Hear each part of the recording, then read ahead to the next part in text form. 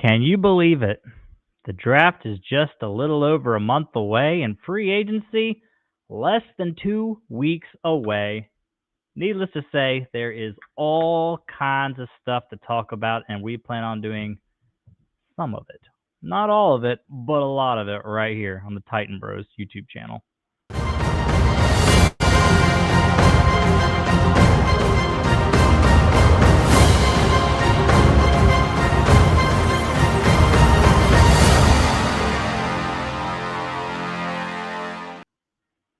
What is happening, you Titan fans?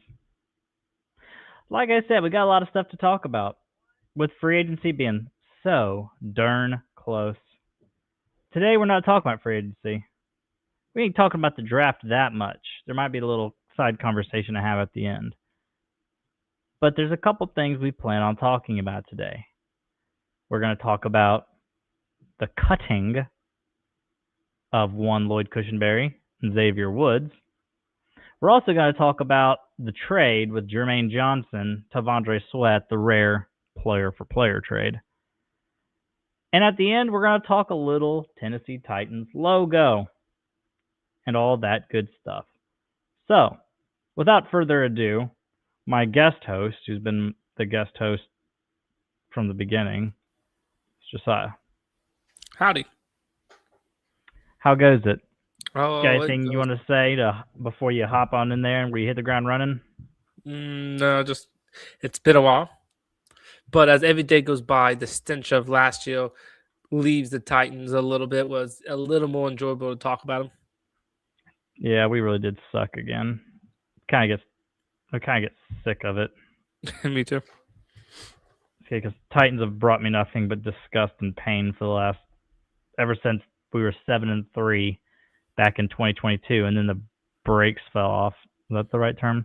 And then we lost 7 straight, and then lost 7 straight to end 2022. Then we were 6-11. Then we were 3-14 and 3-14. It's just despicable. Nothing but irrelevant. It's a hard word to say. Irrelevant losing. That's basically all we've been. All right, so needless to say, this is no surprise to anybody because I know how well informed everybody is. Tennessee Titans have $100 million-ish in cap space, depending on what site you look at or who you ask, which is number 1 in the NFL. We got the 4th overall pick, and it's going to be active. In fact, I think Borgonzi just said in an interview this week that we are going to be active in free agency. Obviously, active doesn't mean signing the wow contracts per se, but active as in we're going to sign some folk. We have to sign some folk. But again, free agency is not really what we're talking about now. This is a pre-free agency discussion. The first and honestly least thought of person we'll talk about, Xavier Woods. He got the axe. Last year we signed him to a 2-year, $11 million deal. So basically he's making about $5.5 a year, I believe is what the contract was. He got cut. He was our starter last year, and I thought he played league average. We gave him the axe, saved ourselves a little bit of money. What is your take on that? I'm okay with it. Even though I wouldn't say he was just like really bad, I will say we got more players in that room that I think can be fine. He was getting paid, too much probably just to be a backup because I think he'd be a good backup. But I'd much rather just what's the safety we drafted last year? Kevin Winston. Kevin Winston. Does he play the same position or is he the opposite? Yeah, it'll be Kevin Winston and Amani Hooker out there starting. Which should, before last season, would have excited me, except Amani Hooker was not really that good last year. No, Amani Hooker had quite the down year, but that's the thing about NFL players is technically everybody has down years. It can't be age yet because he's 27-ish, 28-ish, so it's not like it was not a good season, though. It was just not a good season for him. Xavier Woods, I think he would have made fine money for a backup, but $5 million for a backup safety. He might play a lot, especially since a lot of teams these days are putting three safety packages in there. I don't know if it was necessary to cut him, but it may have been, like, he may not have liked basically being demoted because I think the way we plan on rolling out with Amani Hooker and Kevin Winston Jr. So, I don't know. Maybe we're just trying to get ahead of that. to me, it's kind of a non-factor. Like if you start trying to tell me how many games does it affect, do we win any extra games because of it? Do we lose any extra games because of it? That's all non-factor to me. I don't think anything's affected one way or another there. But one thing that I like that you kind of alluded to is I feel like that's basically saying, all right, Kevin Winston, we had the training wheels on because you're coming back from an ACL. You also had a little setback there in the offseason. And then you kind of got hurt again towards the end and set out the rest of the season. That said, training wheels off. It's your gig now, buddy. Go out there and knock them dead. Like I feel like Even that's though basically what we with did. just hearing you list all those injuries kind of make me a little scared about that. Yeah. Well, the first one was the ACL tear. That just is what it is. And then I think the second injury was kind of a setback because of that. They rushed him back too quick. And then now the third injury was unrelated to anything as far as I understand. Because Hooker's not afraid to get hurt either. So no, he's better than he used to be. But yeah, Hooker's not afraid to miss a little time either, which is why I'd kind of be in favor of keeping Xavier Woods, but a little late for that. Anything else you want to say about Xavier Woods before we move on? Good.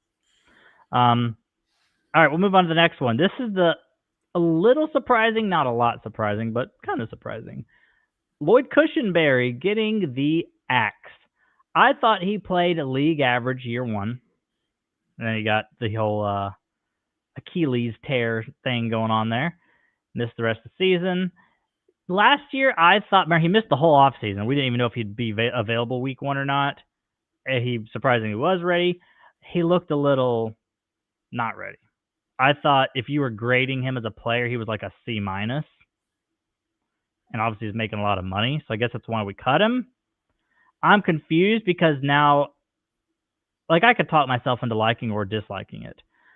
The reason I dislike it is now we just have another hole to fill. That is what I was about to say. I'm like, when you listed the first way you did, you're like, you know what? He did miss a lot of time with injuries. He was never quite as good as he was supposed to. Because remember when we got him, they're like, this one of the top centers in the league. Yeah, he's like top 10-ish, like 10. Yeah, he was supposed to be really good.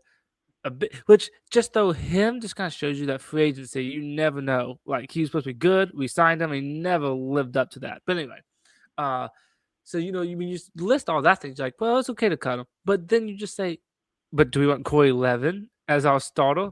Look, he's not under contract either. Technically, yeah. Most people I listen to said that we're gonna get him, even if it was just a backup. But yeah, you're right with that. But I'm like you said, like, okay, we got all this money, but all we're doing is creating holes, like more holes and more holes and more holes. Here's the thing: was Cushenberry as good as I wanted? No, but if you kept him there, that would be a spot that you're not saying, "Oh, that's a hole." That's fine. We'll just move on from that position. You know what I mean? Does that make sense? And now we just I don't know if it's free agency, which I don't see much stuff that's exciting me, or draft. But if you want a starting center, then you have to get pretty early in your picking, and that's taken away from edge and receiver and all that stuff.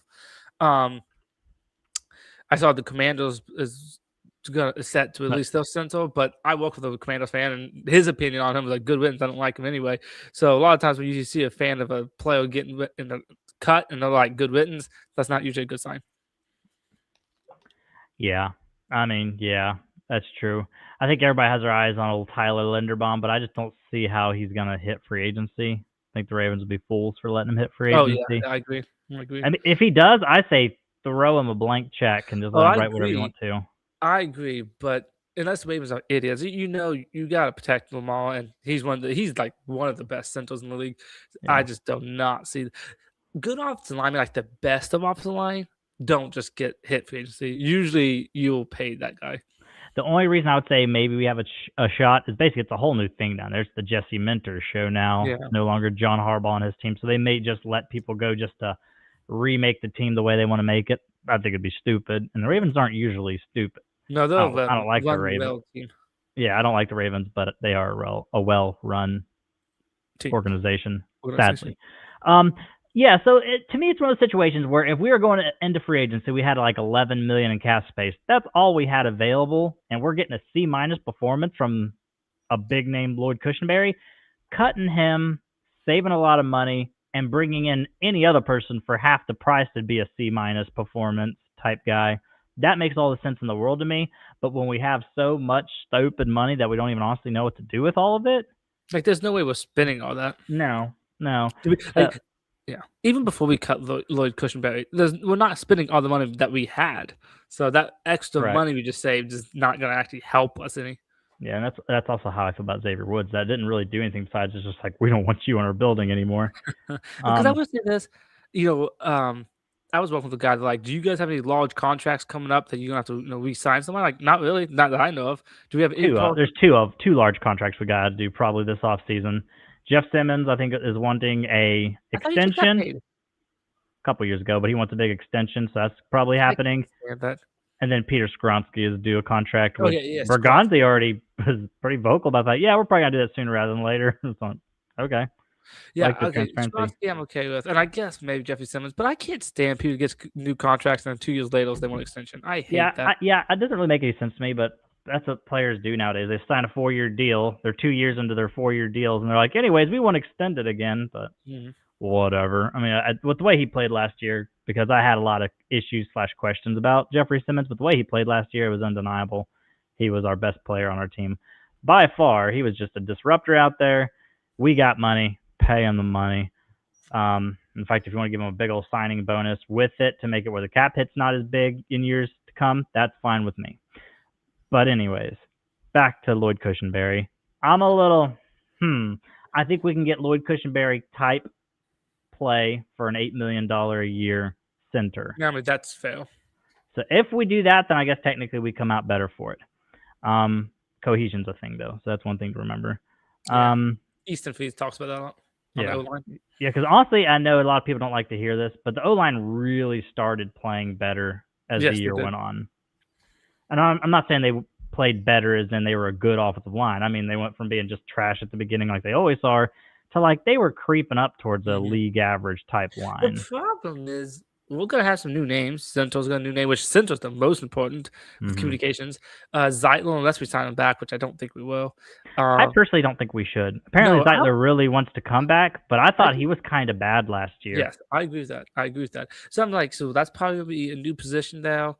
And I guess the tackle will stay the same, but that's 2 out of the 5 probably going to be different if I had to guess. Yeah, I agree. I completely agree. So now we have another big hole, which again, next week's show, if we get one, because we're busy girls. So if we actually get a show going next weekend, it's a show that needs to happen because it's very important. And it's a show we do every year where we say, we pick a need, start with quarterback. Are we addressing this in free agency? Are we going to address this in the draft? Or are we going to address in both? Like the cornerback room. That's probably going to happen on both. Just a little spoiler for you fellers. So that's how that's going to go. Where was I going with that? Oh, just saying the center. The center's now a need that needs filled. When originally I would have said, bring back Corey Levin and leave Cushenberry as is and just let that be a neither a boon nor a strength of our team. Neither a strength nor a weakness, I guess what I'm trying to say. Any hoop a stank. So there's the first 2 conversations. Now, conversation number 3 of 4 that we'll talk about. Unless you've been hiding under a Tennessee Titans rock, there was a rare player-for-player trade. T'Vondre Sweat going to the Jets to play with Jarvis Brownlee Jr. while we get Jermaine Johnson. I think you and I are probably going to disagree on this one. So the floor is yours, buddy. Go right on ahead. I would say, now, before I say anything, I do find this funny, and I guess all fans are always optimistic. I look at Titan fans. Oh, we stole this. Jermaine Johnson is so much better Sweat. This is amazing. Well, and then I was reading some Jet fans. Sometimes when something like this happens, I get on the other team's sites to see what they're saying, and they're all like, "Oh my goodness, is the Titans crazy? I can't believe they got rid of this amount of skill for Jermaine Johnson, who's been a bust. I can't believe this." And this is one show I listen to every day at work, and this one guy's a Jets fan, and he's basically like, "I don't know why the Titans just keep getting rid of good players. This is ridiculous. I can't believe the Jets was able to pull this off." And I was thinking, well, Jet fans love it, but Titan fans love it. I just think fans are trying to be optimistic about their teams. I'm not going to say I hate it enough where I'm just like really upset about it. Sweat's got more than just talent. I think his issues is like people don't like the way he worked out or the lack or didn't work out. Yeah, exactly. So all that stuff, and that stuff is legit. But I just feel like Sweat has more upside in the sense that he's new in the league. He's about to be third year. So there's still, you're hoping someone can tap into his potential and that he can be, because I didn't like him the second round, but you got to admit, a lot of people said that he's really good. Like, this is a good pick, but I just didn't think we should have got a tackle, nose tackle. But the thing is, where was I going with that? And Jermaine Johnson has been in the league for a long time. Hasn't, I think, 7 This is sacks and a year half. 5. Yeah, Year 7 5. sacks He's still is on the his most rookie he's deal. done. He had a big injury 2 years ago, was it? His ACL there. I think Yeah. his ACL. And so I'm just like, I just feel like if he's gonna be something amazing, he would have done it already. So he might be. He's just a rotational edge. He's like, he A doesn't starter really. edge. Well, he's a bad starter in my opinion. And I just don't. So neither player I love. So that's why I said I'm not like super upset. I think I would just stick with the younger guy, Sweat, and see if you can get more out of him. Here's why I disagree. Jermaine Johnson is definitely a better edge rusher than T'Vondre Sweat is a nose tackle. But I think Sweat can still do better. If that makes sense. I don't think he will, though. I mean, that is what the opinion goes, and if that's what you think, then yes, I get what you're coming from. If you're me, who just wasn't ready to throw in the towel with him, then I think that I know why. Well, apparently they've been trying to throw in the towel with him all year long. They couldn't get a good trade partner, and people were only offering like a 6th-round pick or anything. So basically, Sweat was gonna be gone regardless. So the fact that we're able to get at least the average edge rusher in return for it, I think is good. And I remember this happened. I don't remember if it was his draft night interview or if it was his introduction interview. He said something that I remember Zach Bingham on AZ Sports hated, but I do remember I also really did not like it at all. T'Vondre Sweat said, man, he's caught up in some sort of a moment and had a moment of honesty or something. He said, if I were to lose some weight, I would be a Hall of Famer. And Zach Bingham, the point he made that I completely agree with, he's like, so basically, you are a Hall of Famer, and you're not going to be it just because you're too lazy to work out consistently, because you're too lazy to eat right. So basically, as he's been 2 years in the league now, obviously he's not playing at a Hall of Fame level. It's 100% his fault. He's kind of admitting to the world, hey, guess what? I'm not a Hall of Famer because I ain't taking football seriously. And you can get a new coach, you can get a new team, you can get a new whatever. But if someone's mind isn't football, you're never going to be anything. And that's why I think that's probably what Sweat's going to be. I held out hope he would be good. I remember you and I were both not happy about the pick at all. But no, we held out hope. Not gonna lie to you. He's one of those players that has, like, maybe he can be really good. Like, he's got a decent ceiling. But that floor is also really low. Like, it's possible he finishes seasons with 22 tackles, a sack and a half. One thing that annoys me with Buganzi, he's not really sticking with his game plan unless you just think he was smart because these young guys are bad. His plan was draft, develop, and keep. But all we do is get rid of young person after young person. I think that's what that is. That's something all GMs do. They want their guys, Jarvis Brownlee, and plus they didn't like their personalities. Jarvis Brownlee Jr. and T'Vondre Sweat, like, not our guys. Bad for the locker room, bad culture. Get them out. We're trying to get something solid built. Well, he needs to remember he doesn't have a big window with Amy Adams Strunk as his GM, so he's got to be careful trying to be patient with his process because she doesn't keep people around for the process. I mean, yeah, I do agree that part's fair because, Amy Adams Strunk, she just be firing people. So she's not a good owner. Yeah, she's not. I'm sure you saw. Actually, you sent it to me, the rankings where they did the rankings, and she was a bottom 5, which them giving her like a C or C minus, pretty generous, I think. That's pretty generous because I think she's pretty bad. And this might sound dramatic, but it's funny. Like, when I've been thinking about the Titans, I'm like, I don't want to talk about the Titans. One of the top things that comes to my mind is not this roster, because you know what? You can fix the roster if you have the right GM stuff. I'm not a Saleh fan, so I don't even like a head coach. But you know what? If he gets fired, you can hopefully get something better. But I don't like the owner, and that's just a big stink on this team for me because, like, she ain't going nowhere. There ain't nothing you do about that. I hate to say it, but I really do think it all happened whenever Vrabel, like, John Robinson had reasons to get fired. Now, obviously, she got mad after A.J. Brown went off on us, and that's why she fired him after that game.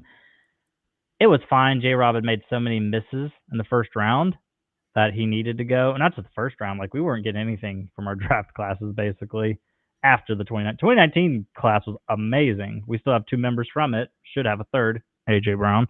But we still have members to this day from it. after that, he's like, I'm just gonna miss on all my picks if that's all right with y'all. Plus, we're gonna give humongous fat contracts to people that aren't gonna do anything, like almost 10 million to Vic Beasley. That was just a disaster. But anyways, we're not gonna talk about all that. But so I think she was fine in firing John Robinson. Is where she really lost me is she got butt hurt when Vrabel went to his Hall of Fame speech with the Yep, Patriots, and mhm. he's like, there's not a lot of organizations out there like this one right here. And for some reason, she took that as a direct shot, as like he's throwing shade at the Titans and at her specifically. And as soon as that happened, the nail was in the coffin. And that's when she's just like, I'm firing everybody. I'm going to hire Rand, even though Vrabel doesn't want Rand. Fire Vrabel. Oh, guess what? Maybe Vrabel was right. Rand's not good. We're going to fire Rand. All right, we got to get Brian Callahan. I guess what Brian Callahan sucks too. Get him out. She just starts firing folks. So she's on this rampage. As I'm really hoping happens, she gives 2 years. I still really trust Bergonzi. Robert Saleh, I think he's a losing head coach. That is what it is. We'll see what happens. He could never figure out quarterback. Maybe we figured out quarterback before he got here. So that's why I'm He's holding gotta out some also hope. be smart with his OCs, which we're good right now, but he's Yeah. if Dayball stays good, he's not gonna be here for very long. Yeah, no Nathaniel Hackett's or anything like that. No, no, But anyways, my hope is she gives these gentlemen 2 more seasons because I trust Borgonzi to get our roster at least competitive by the new season. If she can be patient enough for that, and we can actually start having sustainable, winning seasons, I think she'll back off and she'll calm down. Like I feel like she's just a boiling pot of water. She's just spewing over and just firing everybody. If we start winning, yeah. If she, if we start winning, I think she'll just calm on down. It's like someone just like grabbed the pot and like lifted it off the heat for a little bit, On the and then bright just side, simmers down. we suck so much. You know, if we go 7-10, 7 wins sounds like a lot of wins for us. So Mm-hmm. and I might be wrong. She's she's boiling over, as you say. But if we win 7 games, I think Buganzi will at least get one more offseason, and that just gives him one more offseason to try to build a decent team. Yeah, I I agree. honestly think. I just don't think we can't 5 wins or less. I don't think we can do that. No, But if 7's my goal. If I was making obviously Bergonzi and Salah may or may not have these types of conversations behind closed doors. They know they're not going to win a Super Bowl in 2026. But if I was them and sitting in a meeting, I would be like, here's what we need to do. We need to get 7 wins. Losing season, yeah, where we can go and say, it was disappointing. Yeah. We did more than double our win total, though. And then 2027, new uniforms. Now that happens this year, obviously, but which we're about to talk about. But new uniforms starting in 2026. New stadium in 2027, year 2 of Salah, 3 of Borgonzi, year 3 of Cam Ward, where I think that's like the biggest jump a quarterback makes. 2027, we need to be competitive. Yeah. And I don't mean competitive. I mean like we need to have at least 8 or 9 wins. Yeah, I would say this. What we need, I think, this organization is go an off season without firing one person. I mean, head coach. I mean, by that I mean head coach and GM. I mean, if it was a position coach or something, fine. But like, we need an off season where we keep some people, even if I don't like Salah, which I don't. And obviously, I think just by the nature of things, Bugans would be the first one to go out of the 2. But we need to keep them too. At least one offseason when neither of them gets fired. I agree. We have not had an offseason without someone being fired since 2021. And that year we were the number 1 seed. So of course we were going to fire anybody. That's kind of a crappy organization. Like that shouldn't be a thing. Yeah, because during the 2022 season was J-Rob. Right. Which actually, am I lying? I'm a little brain dead than you because I kind of forget my seasons after a while. Yeah, 2022, that was the year A.J. Brown kicked our booties, and she fired J-Rob. So then we bring in Rand. Yeah, and then after the 2023 season, we fired Vrabes. And then after 2024 season, we fired Rand. After 2025, actually not even to the 2025 season, we'd already... No, after 2025 season, and then 6 games, we fired Callahan. That's how all that's going. Everything's blending together. All these losing just blending together. We didn't really talk about the trade much. I like it because even if you think, let's just pretend you're right, and Tavondre Sweat's better at his position than Jermaine Johnson is at his. Jermaine Johnson. I said Tremaine. Jermaine Johnson. Let's pretend Jermaine Johnson's a little less of an edge rusher than Tavondre Sweat is nose tackle, which I don't think you can say at all. You can't deny that edge is way more important than nose tackle is. So I mean, that's true. I'm okay with it. I'm good with it. The only thing I don't like is we had 2 years left of Sweat's contract. We only have 1 year of Jermaine Johnson. So we'll see how that goes. I would say this though, Jermaine Johnson is a starting edge in my mind. I don't feel any like, oh, we got that spot fixed. I think a combination of He's Jermaine Johnson and what's that idiot's name? Femi Oladejo. A combination of those two I am switching in and curious to out. see what he That's a does. good rotation. And if we go Ruben Bain or David Bailey at 4, then I think our edge room is good for a I'm year. curious to see what he does because to me, he didn't show me enough in my mind to say he's good, even average. But just another offseason. I am curious to see what he does like in preseason if he plays. I am, he's gonna be probably somebody I'm gonna keep an eye on. Yeah, for sure. Because if you remember Femi Oladejo, if you remember correctly, he was getting a smidge better. Not just that, but he was Abdul Carter light. Where it's like they were amazing linebackers. They have one season at edge, but Abdul Carter obviously went 3rd overall, I think. Yeah, 3rd overall. And then Abdul Carter, nope. Femi Oladejo slid to the 2nd round, so he's basically Abdul Carter light. He just needs a lot of training. Now that is one situation where having a defensive head coach will come in handy. Plus, Gus Bradley's not just some random dude. He's literally been a head coach unsuccessfully, but like he knows what he's doing there on the defensive side of the ball as well. So maybe those two fellers in Femi Oladejo's ear can get him on track. All right, moving on. Last conversation. This one will probably be our shortest conversation. I'm going to give you the floor to begin with, and then I'll finish up. I'm sure you saw in the thumbnail. It's a picture of me going pointing up at the leaked, but at this point confirmed, new Tennessee Titans logo. It's hideous. The floor is yours. It's ugly. It's hideous. I like our logo just fine. It didn't need a change, and this one just looks like you're trying to create our logo, but you haven't done the finished touches yet. You're still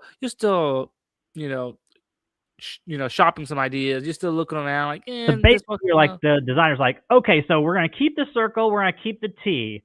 What do we want to do now with the new logo? And people's like, looks good like that. Exactly. Yes. It looks like this is what we know we're gonna do. Now, does anyone have any ideas of what we're gonna add? And then they just kind of accidentally leaked that out, and that's what came out. This is like it just looks like it's unfinished. It just looks dumb. Yeah, to me, that's what the biggest problem is, and this is a more philosophical, borderline political conversation that I hate. I hate the whole minimalist thing. I think the whole minimalist movement is disgusting. It's ugly. I don't like it at all. Where it's just like everything's plain Jane generic. It's kind of like I'm sure you saw when the whole Cracker Barrel situation was going on. Not only was it the logo where all they did was Cracker Barrel, but you see like what they designed, what they would look like on the inside. Mm-hmm. No personality, no character anymore. Everything's just minimalistic, just plain. I'm just like, I don't like this, and I feel like that's what they did to the Titans. Yeah. Logo. Now there's a lot of uproar. People saying, "Oh, I didn't realize so many people like these Titan logos. They never said a good thing about it ever. Now that they're changing it, now they're all coming out of the woodwork to defend it." For me, I don't think people would just walk around. I love the logo. You know what I mean? Correct. No one's gonna walk around saying that. Go ahead. And not just that. Me personally, I've always liked the flaming thumbtack. That's just me. You can call it whatever you want to. I always thought it was pretty cool. I'm not gonna say like I loved it. I do think there was room for improvement because I used to see a bunch of logos where it would be that Tennessee Titans sword with the circle with the 3 stars on it, Tennessee thing, in the middle of the sword. It's actually, I think, the Titans' secondary logo. I like that logo. If they wanted to make that the primary logo, I would have been okay with that. My biggest issue is, one, I don't like the minimalistic thing. The second issue that I have, I thought the coolest thing about the Titans was the swords. I'm a geek, I'm a dork, I'm a nerd. I'll admit that part of it. But no other team has anything like that. We had the sword on the helmet. We had the swords on the shoulder pads. I thought that was, and then of course the pointy sword on the T. I thought that was all cool stuff. No other team has swords and Greek mythology and like anything like that. That was something that was super, super duper original to the Tennessee Titans, in my humble opinion. And they basically said, yeah, we're moving away from the Greek mythology of it all. And I'm just like, yeah, it's hideous. Don't like it. I don't know who came up with that idea, but they need to leave. It's hideous. It's one of those things. It doesn't matter what our jersey looks like or logos. You and I will always, as long as they're in Tennessee, we're gonna be cheering them on. At the end of the day, but I would say I think our jersey. Now I know that's gonna switch. I think right. Yeah, this season. Like, we'll never see So those old ones last again. season, that was kind of ugly in my opinion. Yeah, I didn't like the light blue. I like the navy blue better. That was ugly. Now our logos are ugly. I'm assuming our jersey is gonna be ugly this time around. So we finally look the way we play. Bad. Because I would say this now, the jersey I bought, I know the viewers don't know this, Galen knows, but the jersey I bought last year, which was not the jersey we wore this year, that's a cool jersey to be honest. I like that color. I like that. If we I stay with liked that, the navy on Mhm. navy. I like the navy on light blue. I thought that was actually a good combo. I like you already mentioned, but I like the shoulders to it, the Yeah, sword thing. It's a cool jersey. I don't know why we decided to leave that. I liked it. That was You know, just I me. like is Cam Ward wears that jersey a lot when he's Yeah, I in agree. public Every with it. time you see Cam Ward out and about in town doing this little event or that little event, he's always wearing the Yeah, Navy Titans jersey. So you clearly see what he likes. Because technically, he's never once and never will wear those for game day. nope. Now, that said, the jerseys might look cool. Red's my favorite color in the whole wide world. You can see it on my mic right there. It's on my wedding band. I don't think y'all can see that. Like, I love red. It's my favorite color. And there's gonna be a lot more red in the new Titans jerseys. Right? Have you seen it as it came out? There's a lot of whispers. I think it's gonna be a lot of light blue and red and white is probably what it's gonna be. Basically, we're going back to the Tennessee Oilers, not Houston Oilers, but the Tennessee Oilers. Kind of seemingly to me what it's gonna be. We'll see. March 12th will be the reveal date. No, it's okay. Yeah, so it's just a little less than 2 weeks away. It's gonna be free agency. Kind of starts on Monday/Tuesday, and I think the 12th is like, I don't know. I forget what the calendar is, but anyways, it's gonna happen right there at the very beginning of free agency. So a lot of stuff to talk about there for sure. I don't like the new logo. I'm not out on the jersey idea. We'll see. Like, because I don't like the light blue Titan jersey that I don't we either. rocked last year. So I do think it is possible that we can improve over that. That's fair. Like, I think there's going to be the navy jerseys that we had been wearing that I love. There was the light blue on white and gray nastiness is that we kinda were wearing ugly, to be last year, honest. which is ugly. I agree, which is what we were last year. I think it's possible that the new jerseys could be there. I don't think they're going to be as good as the navy on navy or whatever. But we'll see. We'll see. For now, I'm rocking Titans. And this old logo. Now, I know I'm wearing the light blue that I said I don't like, but my mother-in-law bought this for me, so what am I going to do about it? All right, got anything you want to say before we head out of here, bub? Nope, I don't believe so. So, all right, well, we appreciate everybody for jumping in. If you haven't already, liked and subscribed and all that stuff. And I guess we're going to just get our happy heinies on out of here. So, tighten up, peace out, and all that jazz.